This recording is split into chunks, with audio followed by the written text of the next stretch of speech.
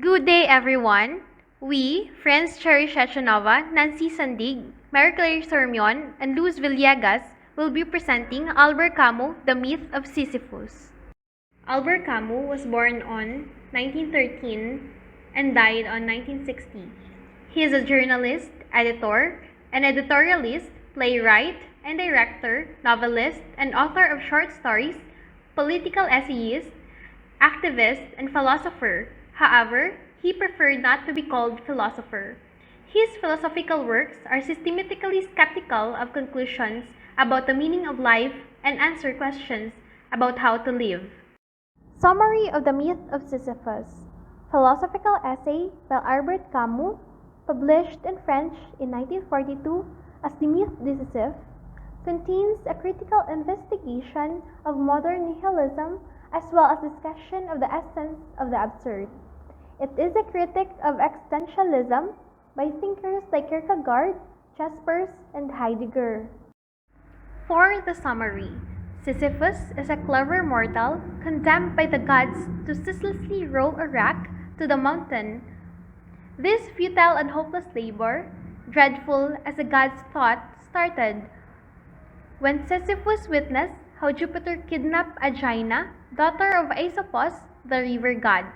As a witness, he revealed where the god brought her daughter in exchange for water to the citadel of Corinth. When Jupiter found out, he ordered death to chain Sisyphus in the underworld. In the underworld, as a clever mortal, Sisyphus has managed to put death in chains by tricking him. He then escaped into the living world. His desertion upset Pluto, the god of the underworld, who then ordered Ares, the god of war, to free death in its chains.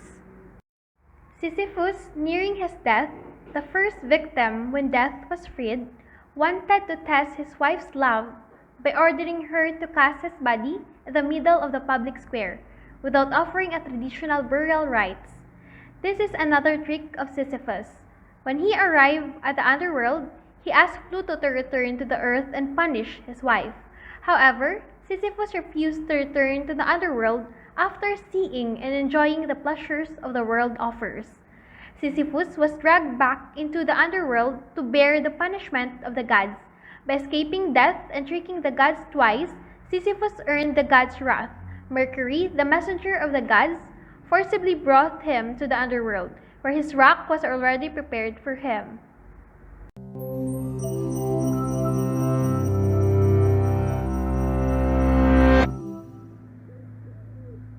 Whether it's being chained to a burning wheel, turned into a spider, or having an eagle eat one's liver, Greek mythology is filled with stories of the gods inflicting gruesome horrors on mortals who angered them. Yet one of their most famous punishments is not remembered for its outrageous cruelty, but for its disturbing familiarity. Sisyphus was the first king of Ephyra, now known as Corinth. Although a clever ruler who made his city prosperous, he was also a devious tyrant who seduced his niece and killed visitors to show off his power. This violation of the sacred hospitality tradition greatly angered the gods.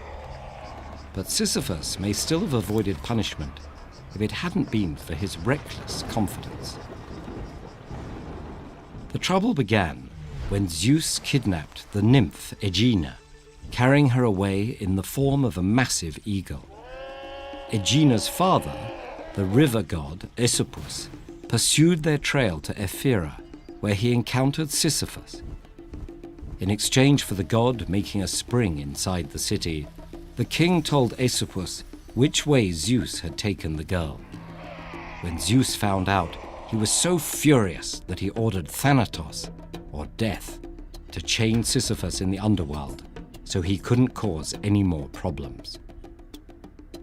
But Sisyphus lived up to his crafty reputation.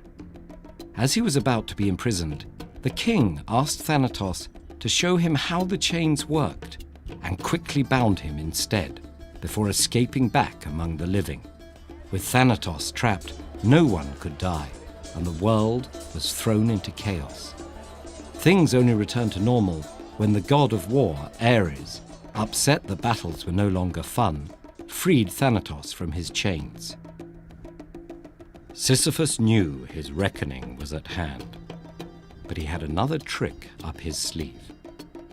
Before dying, he asked his wife, Merope, to throw his body in the public square, from where it eventually washed up on the shores of the river Styx.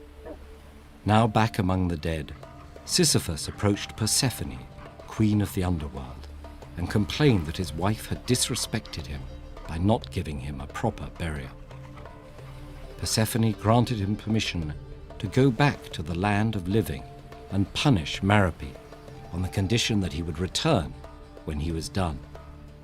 Of course, Sisyphus refused to keep his promise, now having twice escaped death by tricking the gods. There wouldn't be a third time, as the messenger Hermes dragged Sisyphus back to Hades. The king had thought he was more clever than the gods, but Zeus would have the last laugh. Sisyphus's punishment was a straightforward task, rolling a massive boulder up a hill. But just as he approached the top, the rock would roll all the way back down, forcing him to start over, and over, and over, for all eternity. Historians have suggested that the tale of Sisyphus may stem from ancient myths about the rising and setting sun, or other natural cycles. But the vivid image of someone condemned to endlessly repeat a futile task has resonated as an allegory about the human condition. In his classic essay, The Myth of Sisyphus, existentialist philosopher Albert Camus compared the punishment to humanity's futile search for meaning and truth in a meaningless and indifferent universe. Instead of despairing, Camus imagined Sisyphus defiantly meeting his fate as he walks down the hill to begin rolling the rock again. And even if the daily struggles of our lives sometimes seem equally repetitive and absurd, we still give them significance and value by embracing them as our own. For more literary takes on defiance in the face of seemingly insurmountable challenges, we highly recommend Man's Search for Meaning, Viktor Frankl's chilling, first-hand account of life in the Auschwitz concentration camp. You can download a free audio version at audible.com/TEDEd. Albert Camus' idea of absurd. Absurd is wildly unreasonable, illogical, or inappropriate, rude joke or outrageous statement. For Camus, absurd is a combination of two things: the way we want the world to be and the way the world actually is. Man wanting everything to be just and fair, where evil is punished and virtue is rewarded, and the world that is presented to us by reality. According to him, the absurd is the futility of attempting to find sense in an incomprehensible world free of God or meaning. It is the tension between our desire for organization, meaning, and happiness, and the indifferent natural universe refusal to those things gives rise to absurdism.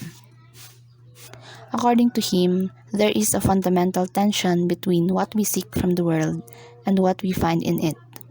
We will never find the meaning that we seek in life itself.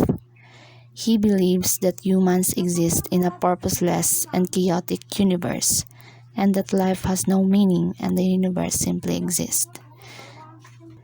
The reason why he rejects the idea of existentialism. Suicide as a response to absurdity. There is only one really serious philosophical problem, and that is suicide. This issue of suicide, according to Camus, is a reasonable action to an underlying premise, and that life is absurd in a variety of ways. According to him, people commit suicide because they judge life is not worth living. Dying voluntarily implies that a person recognized the ridiculous part of that habit, absence of any profound reason for living, daily agitation, and uselessness of suffering. Suicide for Camus was a rejection of freedom.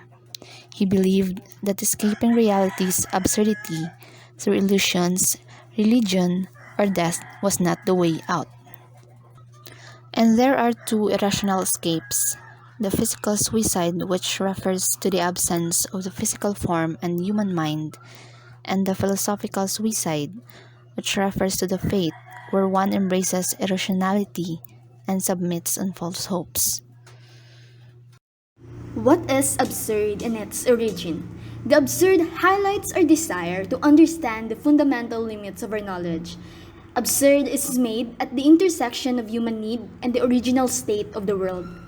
It exists in the presence of man and the world together, and the bond uniting the man and the world. According to Heidegger, anxiety is the source of everything. It drives the origin of absurdity. Later brought three consequences of the absurd: the revolt, freedom, and passion.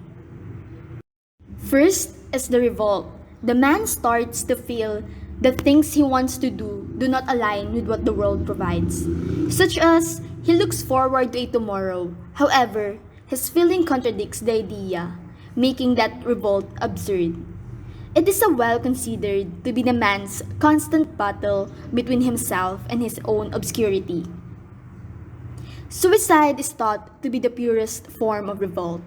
However, one must stay as far as one could and examine things to be able to grasp the idea and be able to live with it. Second is passion. It begins in the moment that absurdity is recognized. Man starts to become conscious of the absurd and makes it his passion for living. Just like Sisyphus, he finds passion in the lifting of stone towards the hill, that his passion for doing the act overpowered the struggle that may crush him, that made him continue to live the kind of life he has. His consciousness of reality brought him joy, as his will to live is stronger than his fear of the punishment that awaits him. And it's all about the outlook and thought that the person has in himself, whether to continue living and face the absurdity with passion, or end things with suicide and despair. Lastly is the freedom.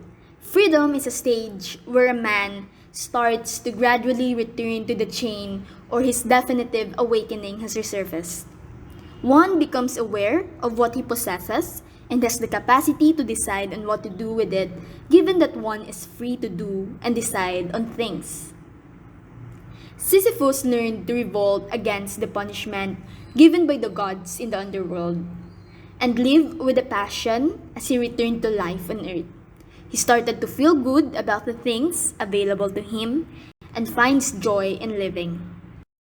There were four examples of an absurd life: the seducer, actor, conqueror or rebel, and artist. One of the four examples of an absurd life is the seducer. Seducer is the one that pursues the passion of the moment. Next is the actor. Actor is the one who compresses the passions of hundreds of lives into a stage career. It concentrates those lives to their intense highlights and focuses on their tragic, absurd fates. Next is the conqueror or rebel. They are the ones whose political struggle focuses their energies, seeks action, aware of its futility but revealing in its power, and thereby acquiring a certain regal dignity. Lastly is the artist. Artists are the one who creates the entire world, whereas art presents a certain worldview that deals with particular matters rather than aiming for universal themes. Happiness and the absurd are two sons of the same earth. They are inseparable. Absurd is the idea that life has no meaning and that the universe simply exists. Happiness is attained only when we refrain ourselves from seeking any meaning and accept our own fate as product of our own choices and actions. In the myth, Sisyphus' existence is designed to demonstrate the futility and absurdity we face in our own lives, a life filled exclusively with routine and trivial effort. Camus suggested that a person's life might devolve into a boring and ridiculous routine. However, this futile and absurd repetition in our daily routine might lead into weariness and awaken consciousness. One must imagine that Sisyphus is happy. This is what Camus reminded the readers in the myth. He implies that Sisyphus must not be pitied for his choice to persist even in the face of absurdity. Sisyphus has found satisfaction in existing by making his rock his thing. He focused on the process of bringing the rock in on the top of the mountain, even if it continuously rolls back down. However, in recognizing and embracing the absurd, it doesn't necessarily bring happiness. Rather, it means acknowledging human weakness, an understanding of our own limitations, and the fact that we can't help but aspire to go beyond what is possible.